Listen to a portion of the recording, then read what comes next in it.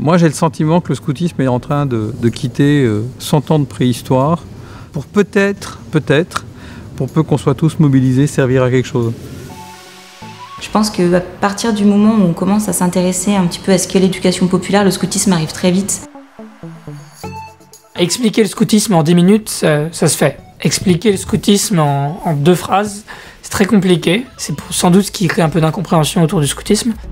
Moi, je suis prof, donc souvent, quand on est prof, qu'on débarque dans sa classe en début d'année, on dit aux enfants « tu fais quoi en dehors de l'école ?» Et jamais il y en a un qui m'a mis « scoutisme » sur son papier.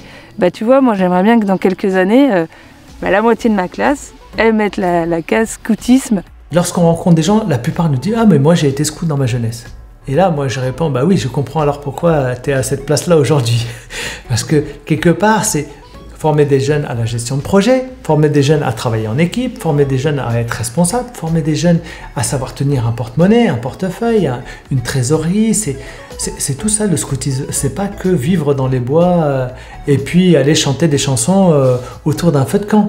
C'est toute cette éducation. La famille, c'est une petite cellule et l'entreprise, c'est une énorme cellule. Et pour un jeune adulte, une expérience scout, c'est comme avoir une occasion d'avoir une cellule entre les deux, une communauté qui vient faire une communauté de transition, qui va te donner un peu plus de responsabilité qu'en famille, mais pas autant qu'en entreprise, où tu vas avoir le droit de faire des erreurs, où tu vas avoir le droit de te rôder, et en même temps où il va y avoir une culture de la débrouillardise, de la bienveillance, où en fait, ça va te donner le champ libre pour découvrir qui tu es. Il y a 1000 manières d'être scout aujourd'hui, quel que soit notre temps, notre âge, notre fonction. Il y a plein de choses à faire. Donc, Si on avait à enfermer la priorité du scoutisme en une phrase, c'est contribuer à rendre le monde meilleur, le faire dans l'enthousiasme et en confiance, et soi-même bien comprendre que c'est en étant heureux qu'on mobilise les autres. Et donc cet appel au bonheur, cet appel à l'engagement, c'est ça le scoutisme.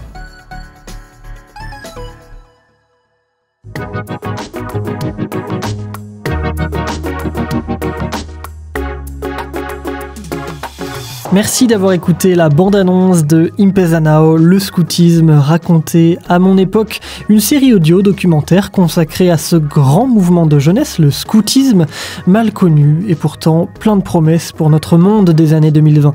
Alors découvrez toutes les voix de cette aventure en écoutant les 13 épisodes, ils sont tous disponibles sur votre application de musique ou de podcast, que ce soit Spotify, Deezer, Podcast Addict, Google ou Apple Podcast, SoundCloud et même YouTube. Je suis Grégoire Dubois, j'ai produit et réalisé ce podcast, hébergé sur archive.org et distribué par PodCloud. La musique a été composée par Timothée Mazurel et dans cette bande-annonce, vous avez entendu dans l'ordre les voix de Gilles, Maë, Nicolas, Roxane, Abdelak, Béatrice et Lily.